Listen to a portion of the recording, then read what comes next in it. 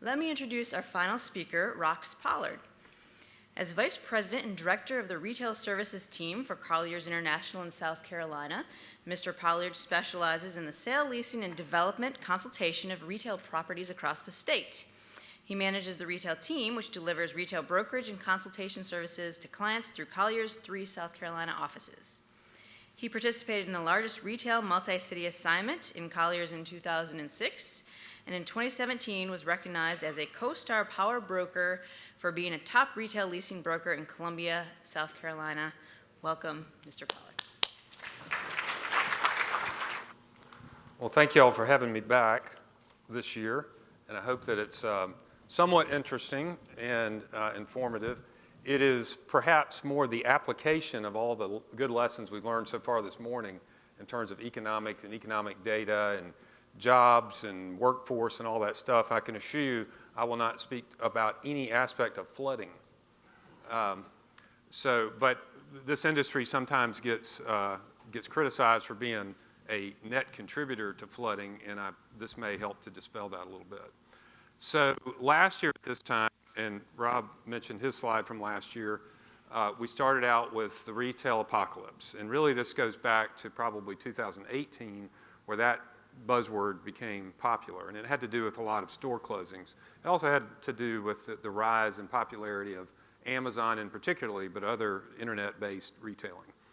So as a guy who started in this business in 1987 and has done 99% of his work to feed his family in retail real estate, as you can imagine, this topic is very interesting to me, since I'm not quite ready to go out to pasture yet and have some good clients here and others that want to continue to serve. So over the last couple of years and on an ongoing basis, me and a lot of my colleagues and even Colliers kind of monitors and tries to figure out what this means. What does the retail apocalypse means? And there's several things that we've used to test that theory. One is, if there is a retail apocalypse, like the news would have you believe, and I apologize to any media ahead of time, but if the media would have you believe that, then there should be soaring vacancies in retail properties. It should be catastrophic on what kind of retail vacancies they are. So in South Carolina, and this has been a very South Carolina-centric presentation this morning, we monitor that pretty closely. And I'm not sure which I'm hitting the right button.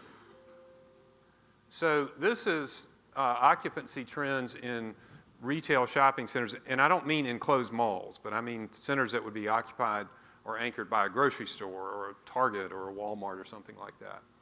And in our study, core versus non-core means whether it's at an intersection that's a hub or maybe on the fringes of that. But as you can see, if you look back from 2015 forward, the occupancy rates in all categories, not only have they stayed about the same, the occupancy rates have gotten better. Same as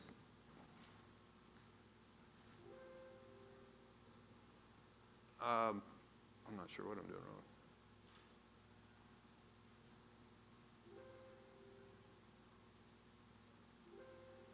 Is there okay, here we go, Myrtle Beach. Same thing is true in Myrtle Beach. If you look at the occupancy rates, they've actually gotten stronger. And this market, unlike some of the others, has actually added retail gross leasable areas. So they've actually built shopping centers, and there's been an increase in the total number of bricks and mortar that are out there. So I think anybody would agree, if logic would tell you that if there's a retail apocalypse and all retail bricks and mortar is going out of business, those should be easy numbers to prove out. So we haven't seen that. And so that's one of the first areas that we kind of looked at and tested that. The second is okay, I'm sure this is operator error, but I'm not sure what that's wrong. You guys, okay, e-commerce. So everything you hear is a very easy answer that e-commerce is killing bricks and mortar store-based retail. There is no question that e-commerce has come into our lives in a big way. I'm reasonably confident everybody here uses e-commerce in some form or fashion. Well, am I holding it the wrong way? Okay. So in 2018, and this is a recently published number by the U.S. Census that tracks these numbers, and a lot of these other speakers have used this data before. This time last year, the government was shut down because they had a work stoppage because they couldn't agree on the money, so we didn't really have the number. We speculated that it was around 10% of gross retail sales were done through or accredited to e-commerce. So this year, you would have thought that it would have jumped substantially. This year, the data that just came out a couple weeks ago said it's 11%. Now, there is some further analysis that will be done on that, and the government will republish the number in May. It depends on how you look at it, these numbers. It's anywhere from 11 to 16%. The reason is some analysis feel that certain categories should be taken out. Food and beverage should be taken out. Automobile services and a few others should be taken out of gross retail sales because those really are not internet or e-commerce sensitive. You can't really do e-commerce with those. That's where it changes to more like 16%. So between 89 and 86% or 84% of everything we consume is still bought in a store and somehow. Now I'm going to tell you how that's changed in just a minute.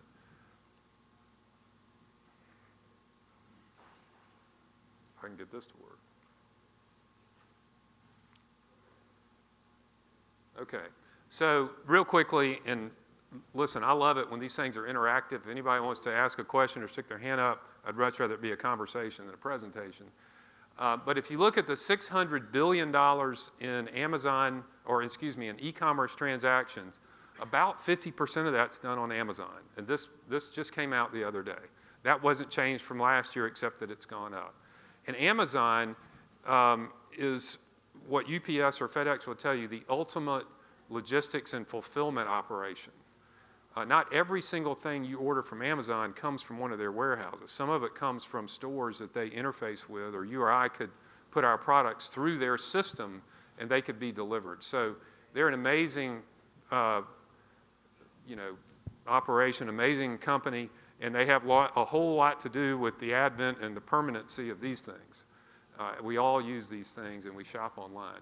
But you can see that some of the other stores, so some of the other people that are in e-commerce are also big-time bricks and mortar people. Walmart is in there. Target made the list this year at 1.2%. Even Macy's, which you constantly hear about is swirling downward, doing a good job with e-commerce. Apple. So most all of those companies, except for eBay and Wayfair, are bricks and mortar retailers. That's changed since last year. Last year there was about 6 on here, only 6 that were retailers. Now there's 8. So here's part of why that's happening. How many here use the order ahead and pick up for their groceries or things at Target?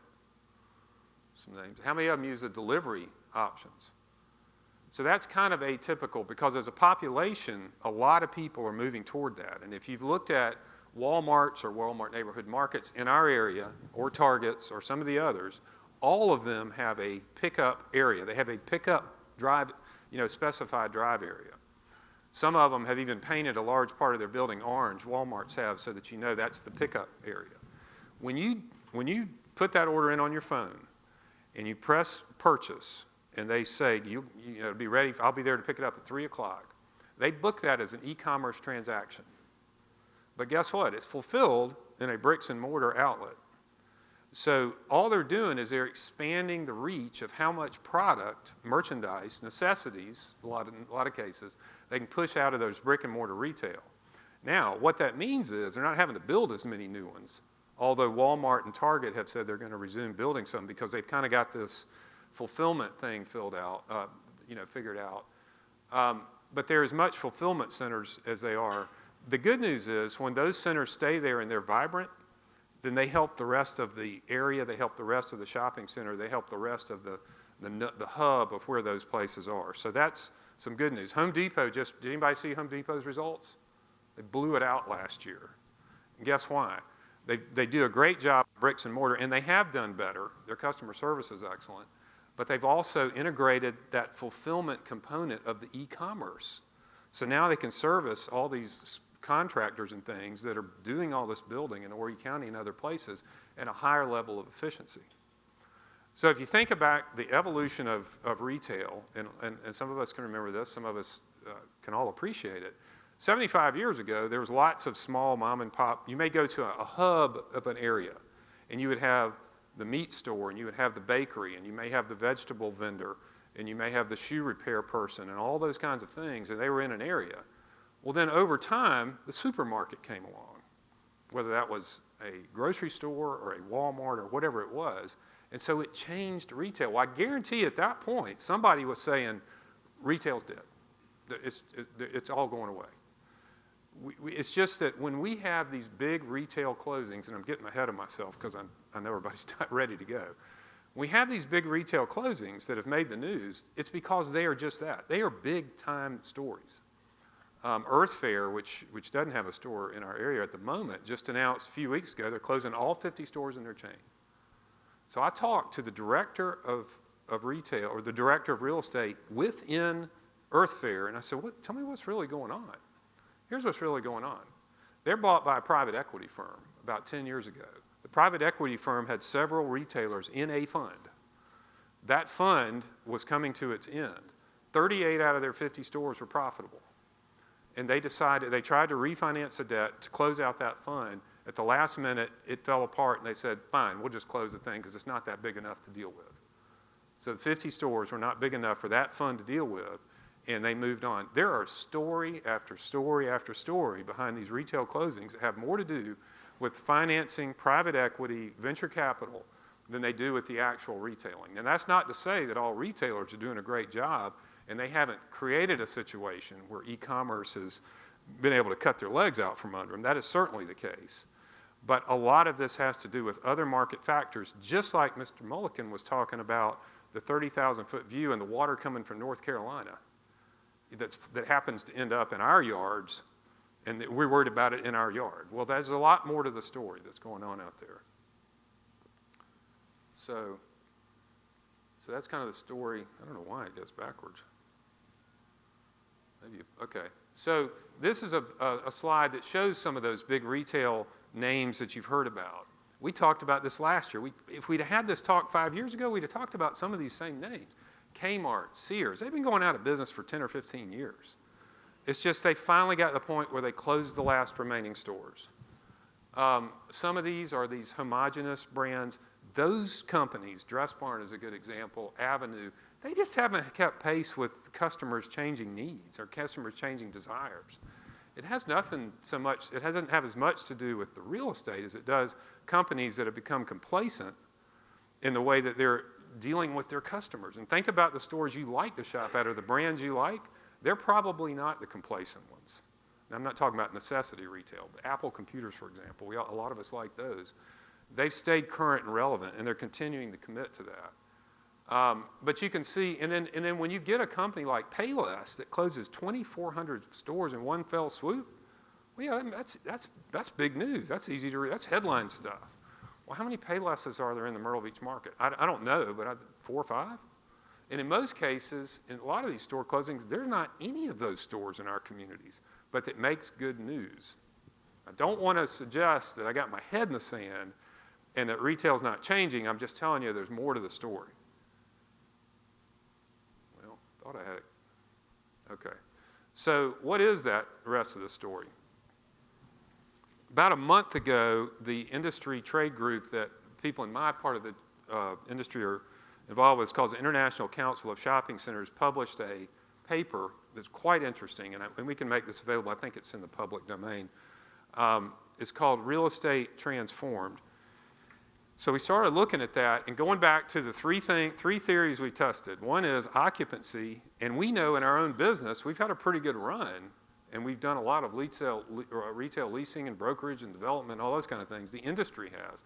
Occupancy is still high, so that failed that test. Second, we know that e-commerce is certainly a factor, but it's anywhere from 11 to 16% of what gets purchased in a $3.7 trillion part of the economy. Consumption, the biggest part of our economy. We know that the big store closings make big headlines, but they don't necessarily impact our immediate community that much. So what's going on?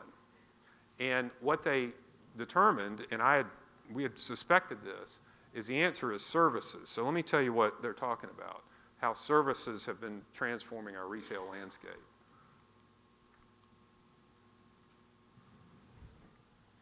Well, okay. So how do they define services? How does this report? And it's using the SIC codes, is that right? This, yeah, AAICS codes. So these are, every business in the economy has one of these codes. Retail broadly is everything from automobile purchases to anything that you purchase along the way, restaurants, clothes, repairs and maintenance, you name it. That is retail. It's codes 44 through 45, and it's a whole bunch of them. And so that's where it's talking about these codes. These are the categories where things have been changing rapidly and filling and taping and keeping some of these spaces. Restaurants and drinking establishments. Now, statistically, the population spends slightly more money eating out than they do at grocery stores. It's a little over 50%. That trend's probably not changing. Repairs and maintenance. That would be things like auto repairs. If there's sort of an explosion of fast oil changes, for example. We've done several of those transactions. Places where you can get your those kinds of things done. Personal and laundry services. And that's not something we've seen a lot here in South Carolina, but what they said in urban areas, particularly with millennial type people that enjoy living in smaller spaces, there's a big demand for this, where it's fluff and fold or it's dry cleaning or whatever that is. We haven't seen as much in South Carolina because we're don't have that urban density quite as much. Amusement arcades are huge. We've done transactions where it's been 50,000 feet, former grocery store that's now becoming a bowling, arcade, and laser tag center, family-focused entertainment, huge. Trampoline parks, we've seen those all over the place in South Carolina. And they're taking they're second-generation spaces. So they're taking those back off the market. I mean, one of them approached us and some of our clients here about a year or so ago and said, we got this new category, don't laugh, but I think you're going to like it, and it's called axe throwing. And all we could think about was Myrtle Beach, alcohol, and axe throwing. Don't know if that's going to end well in this particular shopping center. But some of you may have been to some of those. Topgolf's a great example. So those are huge. And it speaks to what's going on in the underlying sort of sociology of our country, in that people do still like that socialization component. Sometimes shopping provides that, but certainly these amusement activities provide that. Fitness and recreation. I bet a lot of people here are members of either a gym, a large-scale gym, or specialty fitness of some kind, or they participate in some active manner. I was talking to a friend of mine. He said, yeah, I've got this builder that wants to come to Myrtle Beach, and they want to build active senior communities. And this guy, I'm 58, almost 59. This guy's about 10, 15 years old. He said, those people, they want to jog, and they want to walk, and they want to be outside and everything. I said, yeah, I know we do. And he said they increase the amenity centers and things like that. But it's all because this has become so much more of people's lifestyles that there is an emphasis on health. And even if you're not doing it, you ought to be doing it. So you go join some place like a Planet Fitness, which is $10 a month. They put it on auto draft. Well, whoever takes that off their auto draft at $10 a month? And you can say, yeah, I'm a member of a gym. So that's why you see some of these. There's a brand new one being built out here where Gander Mountain used to be. And that's why you're seeing some of those take really prevalent second-generation retail spaces and put those back into play. Wired and wireless, there's new members. This Sprint T-Mobile thing, the merger, that's going to mix things up, create more outlets. We've seen Spectrum Wireless come in. They want more outlets. And then some motion picture theaters, that continues to be a popular thing. This gets kind of granular, so I'm just going to run through this kind of quick in case there's people want to have some question and answers. So the services have certainly transformed things. This study looks at data between 2002 and 2017. And this, in the bottom left corner, is what's really interesting. So general retail, which would include some of those stores that have closed, was about 53% of the occupancy of this, 2.5 million square feet back in 2002, and it's almost flipped. So you can see that it's changed now to 52% that's in the services area, the entertainment area. So although there's been a decline in overall retail of 4.5%, the services have made up a dramatic part of that. And the next slide's going to drill down into that a little bit further. 25, well, that was great. I don't know how it did that. So this talks about some of where the decrease comes from. So if you look at this table up here, what you're going to see is some different categories: furniture, electronics, building materials, things like that. That's about 80,000 stores that's closed since 2002 from 17. Now, I'll tell you, as somebody who's been doing this since 1987, all retail churns its inventory. In the best economy, they close about 10%, frequently close about 10% of their stores that aren't performing at any given time. That's actually decreased because to build new stores is very expensive. But there's always been some churn. So mathematically, that's not really that big a deal. What you hear about is it's all the apparel industry is completely going away. So this is about 80,000 stores, or 80,000 stores, probably many of which have been replaced by other things. Of that, only 6,500 were retail, were apparel stores. So you would think that every single item of clothing we get comes from online. And I will admit that some do, LL Bean shirts, things like that, certainly. But if you want the jacket to fit you right, you got to go to somewhere to get them to do that. And of that 6,500, about 4,500 of those closed in the recession between 07 and 12. So here again, that was a tough time. I mean, there are people that were on the fringe, retailers, small businesses are on the fringe, as we all know. That last bit of margin got cut out when people spending, and that caused a big collapse. That's sort of an anomaly. But the point of this is apparel is really not the catastrophic thing that you've seen. And I'm going to talk about that just a second when we... So what really has been growing? Well, I think anybody here that spends any time anywhere, Myrtle Beach or wherever it is, will notice that there's continually more and more restaurants, places to eat out. They call them drinking establishments. That's here to stay. As our dollar, so if you're older, like I guess I'm getting to be, and you're empty nesters, and my wife and I find this out, it's just about as easy to go out to eat as it is to buy something and fix it at home, and a lot of times it's more cost effective. So that population is growing, and that's going to be a big population for the next 20, 30 years. So there's one customer base. Now, granted, they come early in the evening before the senior rate expires. But then the younger group shows up, and that's because they're living in these small places, dual-income families, are working hard, and there's so many more food options outside, whether it's expensive or not as expensive. That trend is not going to go away. It's kind of like the cell phones. So that's been huge. And when we look at shopping centers and retail things that we do around the state, a huge part of our business is in the restaurant sector. Repairs and maintenance, that's down a little bit, but that's things like TV repair stores, things like that, things that have become disposable in our economy. So they are not as prevalent, although there are some.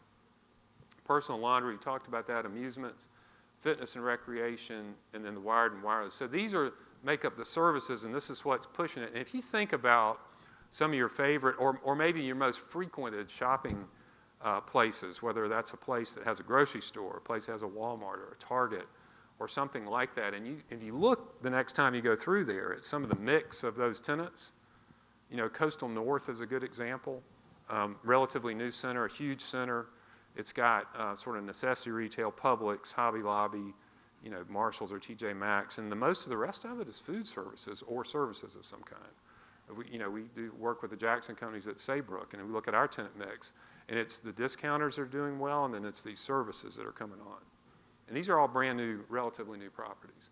Here again, this is kind of granular when if you get the slideshow and you can look at this, but it tells you the top part, sort of the things that aren't working too good, and this is more what is working.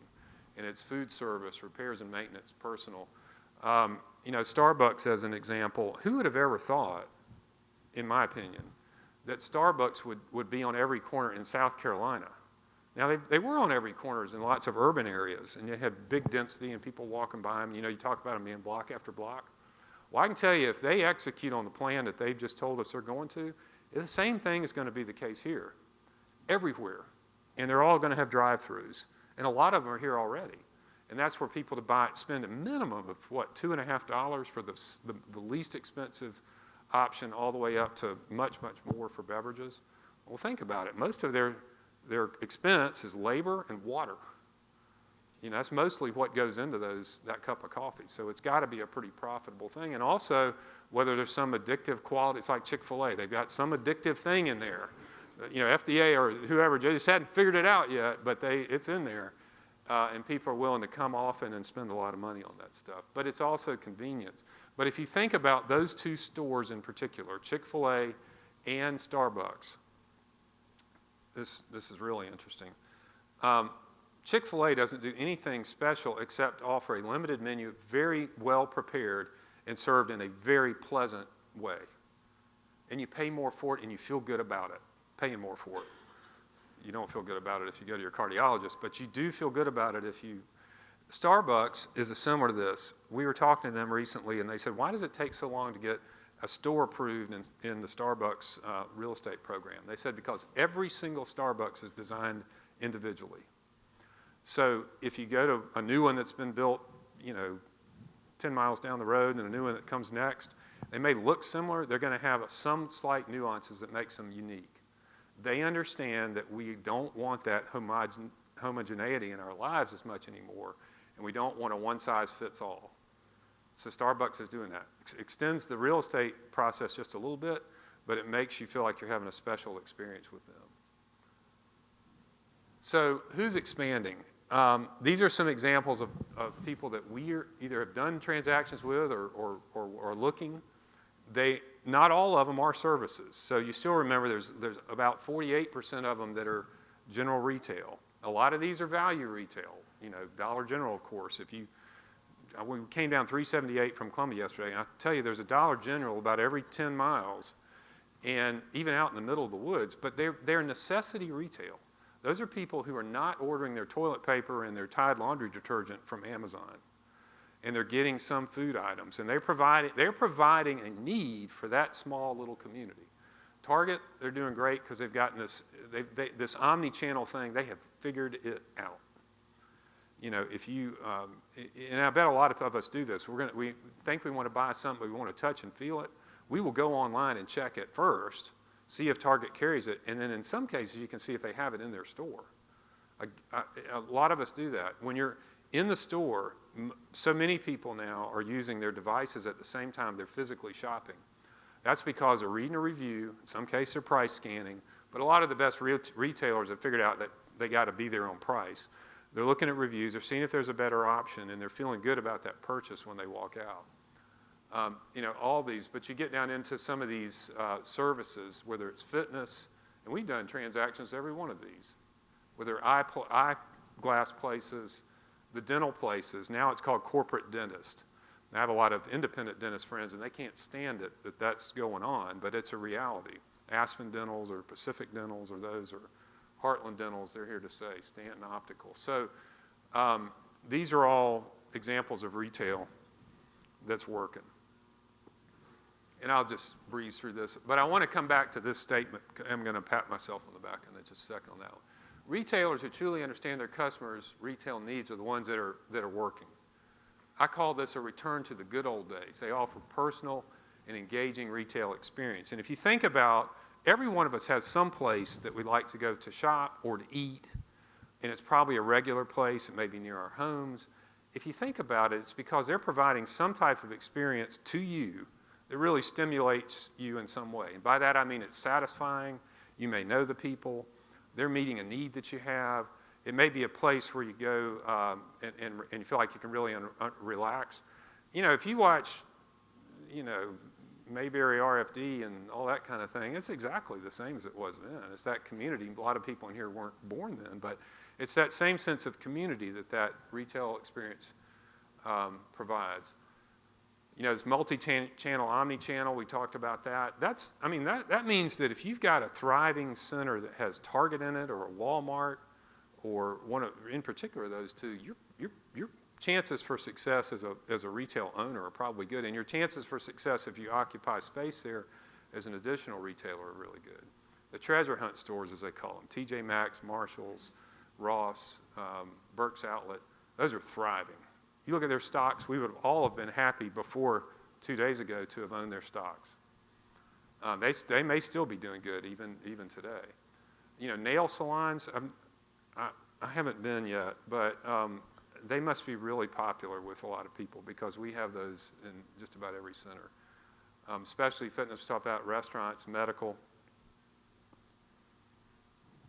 So what's the forecast?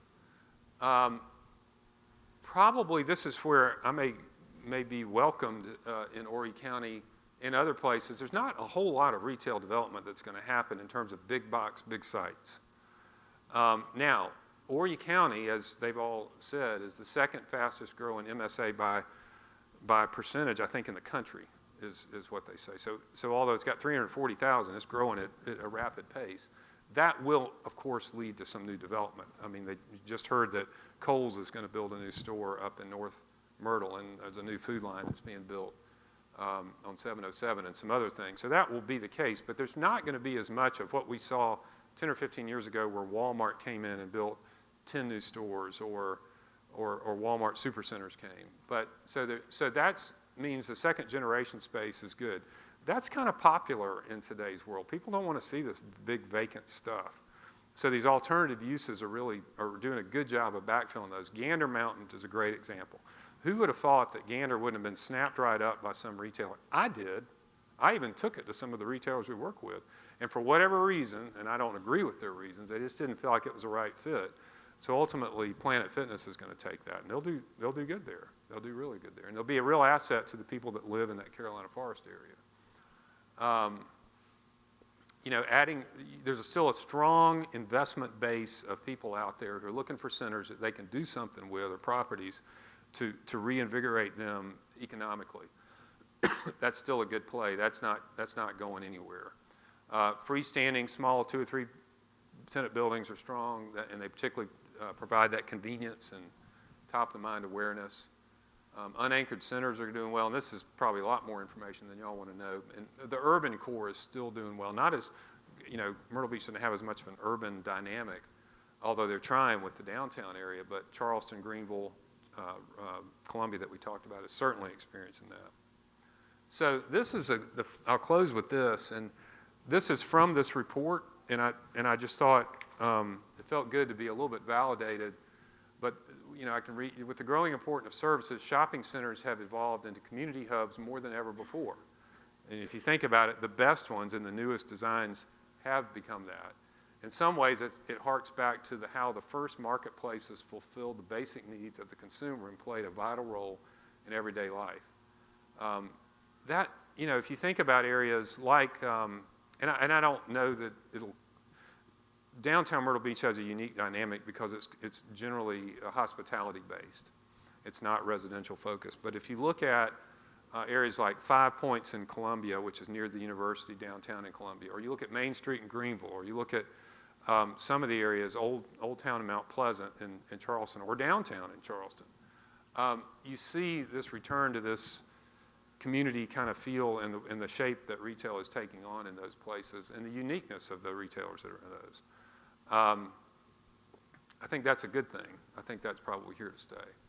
But so I guess in conclusion, what I feel good about is retail landscape is changing. We talked about this last year. I mean, Sears Roebuck invented e-commerce. They started out as a catalog company. Now they're out of business.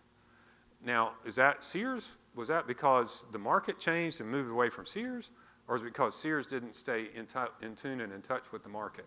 They already had everything they needed. They had branded products. They had tremendous customer loyalty. They had an incredible, distribution network with the bricks and mortar stores that they had. But guess what? They didn't figure out what Target and Walmart did, that they could integrate that online. And I guarantee you Sears would still be here and be a thriving brand if they had done that.